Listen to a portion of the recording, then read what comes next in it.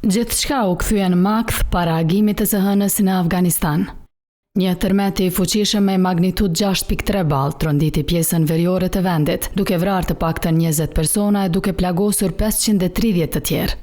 Kjo, derisa numri i viktimave mund të rritet. Mbrëm rreth orës 1 të mëngjesit, një tërmet goditi provincat Samangan dhe Balt nga Afganistan. Fatkeqësisht, si pasojë, një numër i bashkëqytetarëve tanë u plagosën dhe mbi 20 janë konfirmuar të vdekur. Megjithatë, ekipet e shpëtimit janë ende duke operuar në zonë dhe shifrat mund të ndryshojnë.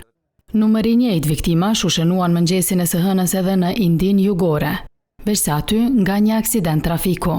Aty një kamion i ngarkuar me copza betoni u përplas me një autobus pasagjerësh, duke lënë edhe mbi 20 persona të plagosur.